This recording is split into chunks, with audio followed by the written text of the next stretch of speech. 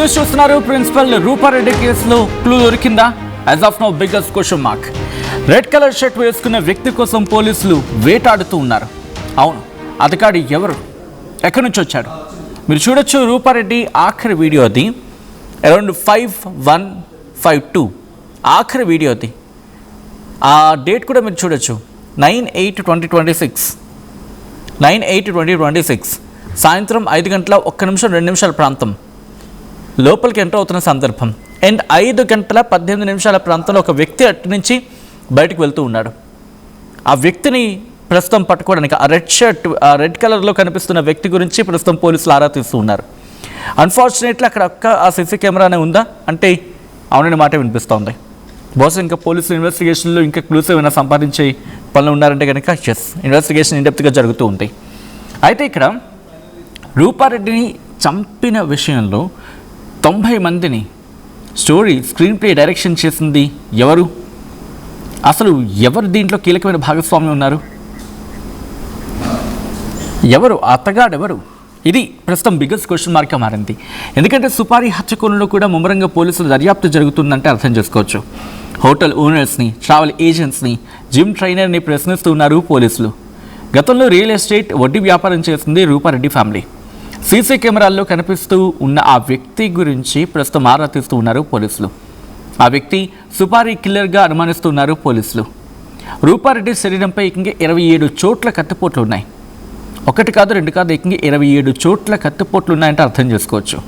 తలపై బలంగా 2 చోట్ల కత్తిపోట్లు ఉన్నాయి. అంటే రూపారెడ్డి బ్రతికి ఉండకూడదు అని చెప్పి చాలా బలంగా కసిగా పొడి చేశాడు దుర్మార్గుడు. అయితే ఎంతమంది ఉన్నారు? ఒకడైనా, ఇద్దరా? ఇంకా డీటెయిల్ ఇన్వెస్టిగేషన్లో బయటకు రావాల్సిన అంశం.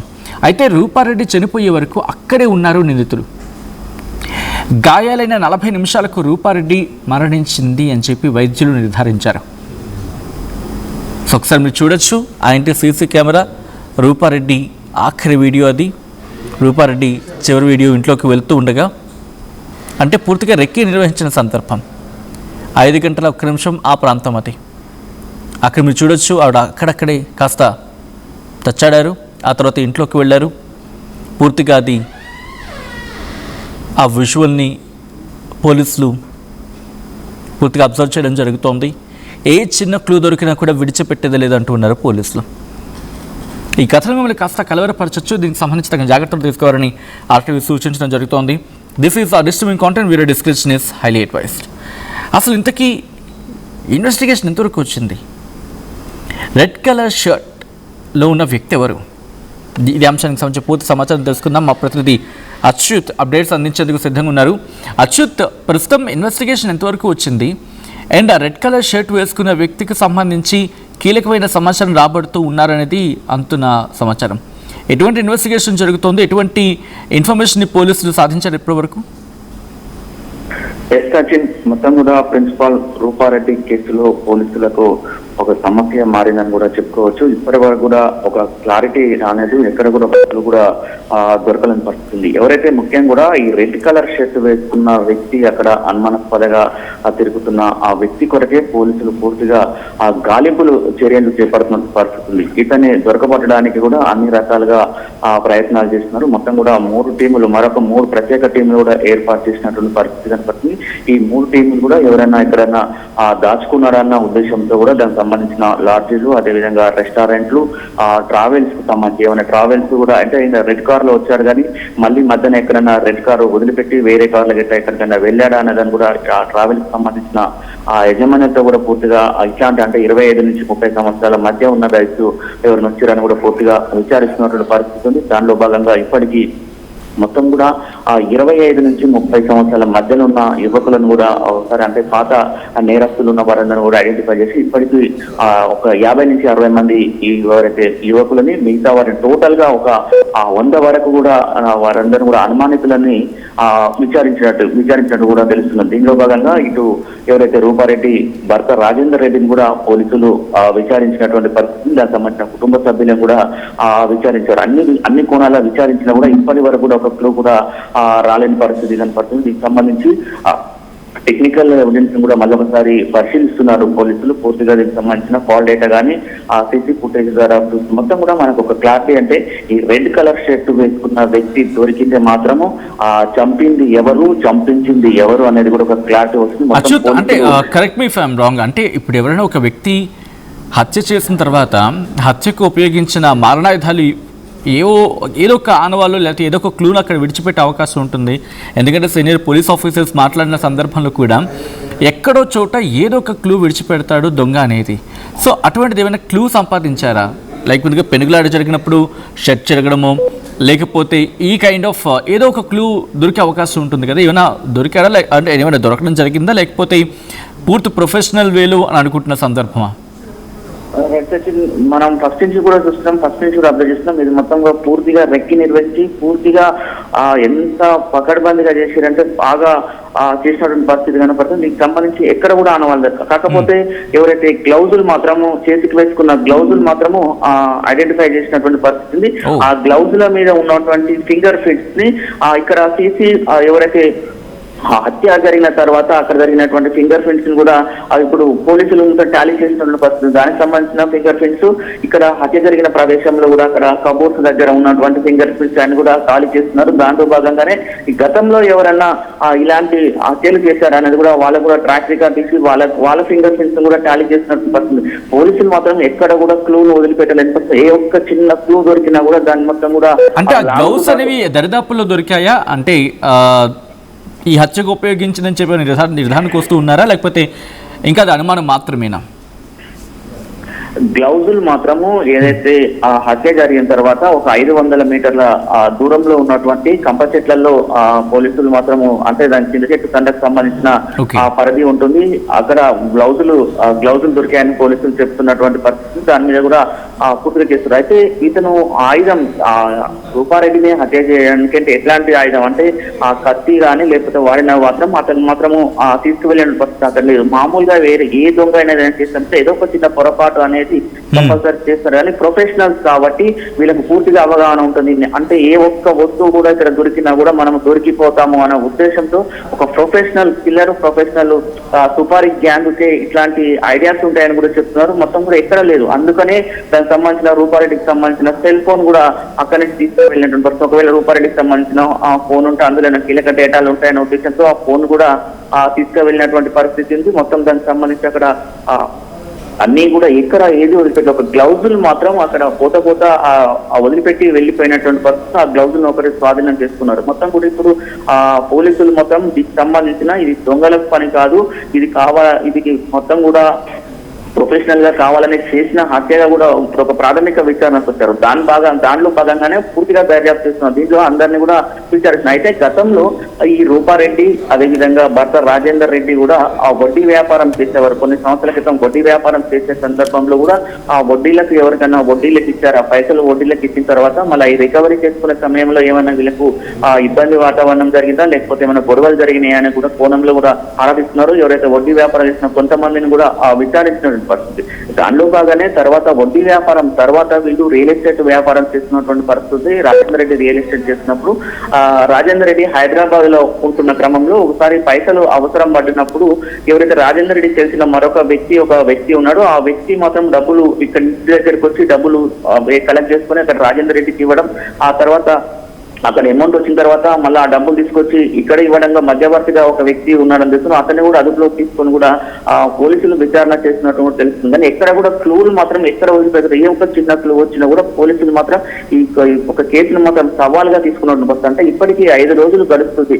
5 రోజులు గడుస్తున్నా కూడా ఎంతవరకు కూడా ఒక్క క్లూ కూడా దొరకపోవడం ఏంటని కూడా చాలా మంది బయట కూడా చర్చించుకుంటున్నటువంటి పరిస్థితి. దీనిలో భాగంగా పోలీసులు మాత్రం పూర్తిగా చేస్తున్నాం. బహుశా ఈ కొన్ని గంటల్లోనే ఒక క్లారిటీ వచ్చే అవకాశం ఉంది. బహుశా ఈ రోజు సాయంత్రం వరకు కానీ రేపు మార్నింగ్ వరకు కానీ పూర్తిగా ఒక క్లారిటీ వచ్చే అవకాశం. దీని మీద కూడా పూర్తిగా ఆ పోలీసులు ఇన్వెస్టిగేషన్ కూడా చేస్తున్నట్టు దర్యాప్తు చేస్తున్నట్టు వస్తుంది. మరి ఈ మొత్తం కూడా ఈ రెడ్ కలర్ షర్ట్ వేసుకున్న వ్యక్తి పైన కూడా మొత్తం కూడా ఆ అనుమానాలు మొత్తం చుట్టుకున్నట్టు వస్తుంది. అతను దొరికితే మాత్రం పూర్తిగా విచారణ మొత్తం కొలికొచ్చే అవకాశం. మిగతా ఇప్పుడు 90 మందిని విచారించినారు, 90-60 మందిని విచారించినా కూడా అక్కడ కూడా వాళ్ళ ప్రమేయం లేదని కూడా తెలుస్తున్నట్టు పరిస్థితుంది. మొత్తం కూడా దీనికి సంబంధించిన జిమ్ ట్రైనర్ ఎవరైతే కొండమెండమేళ్ళకి సంబంధించిన జిమ్ ట్రైనరు, అదే దానికి సంబంధించి మరొక 11 మంది యువకులను కూడా పోలీసులు విచారించినటువంటి పరిస్థితి. అంటే ఆ జిమ్ ట్రైనర్ ఎందుకు అంటున్నామంటే, జిమ్ ట్రైనర్ కి సంబంధించి కూడా సేమ్ అదే పోలికలు, అదే 25 నుంచి 30 సంవత్సరాల ఏజీ ఉండడం, అదే విధంగా కొంత పాత నేరస్తులు జిమ్ కు సంబంధించిన అంటే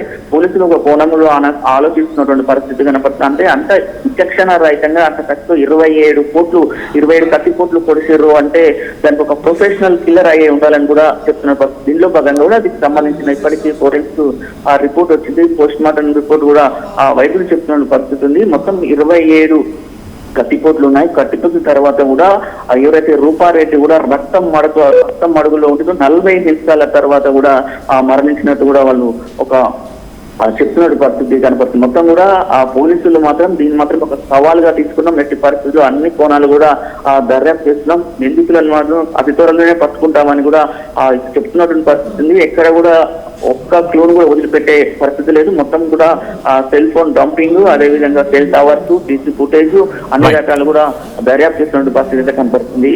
సచిన్, మరో కొన్ని గంటల్లోనే ఒక క్లారిటీ అయితే వచ్చే అవకాశం అయితే కనపడుతుంది. Right Achyut, thanks for the update.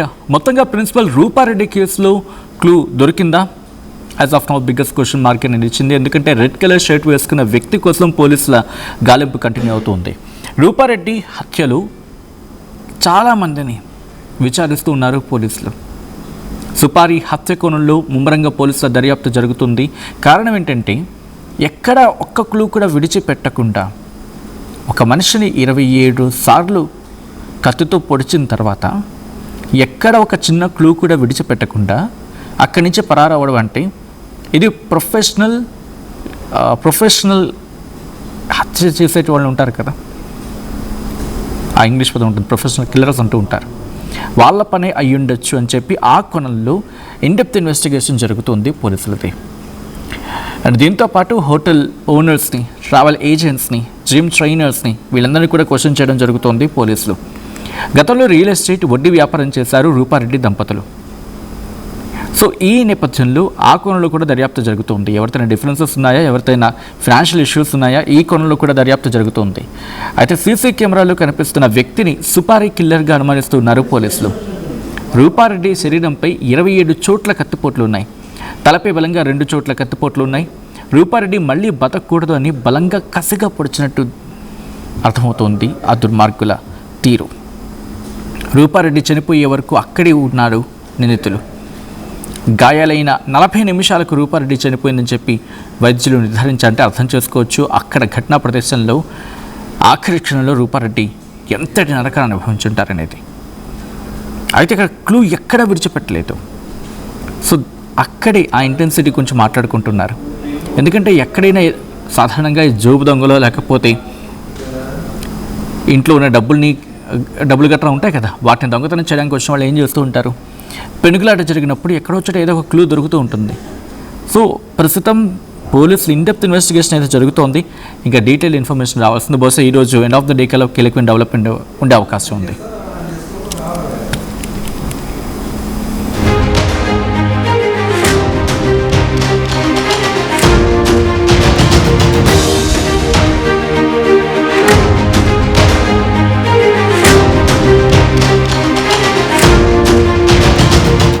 Tournament ముందు పెయింట్ ఎలా చేస్తాం?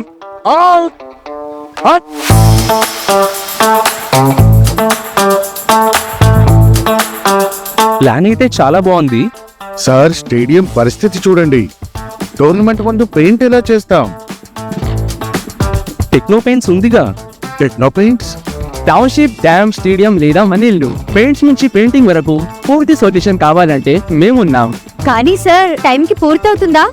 రోజుకు 23 లక్షల స్క్వేర్ ఫీట్ పెయింటింగ్ చేయగల సామర్థ్యం, 5,000 మంది స్కిల్డ్ లేబర్ టీం మా వెంట ఉంది. 23 లక్షల? అవును, ప్రపంచ స్థాయి రంగులు, అద్భుతమైన షేడ్స్ తో భారతదేశపు అసలైన పెయింట్ మరియు పెయింటింగ్ శక్తిని మేమే.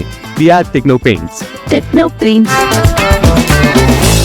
రాజిత రంజిత రజితాభరణం pure in its form with grace made noble.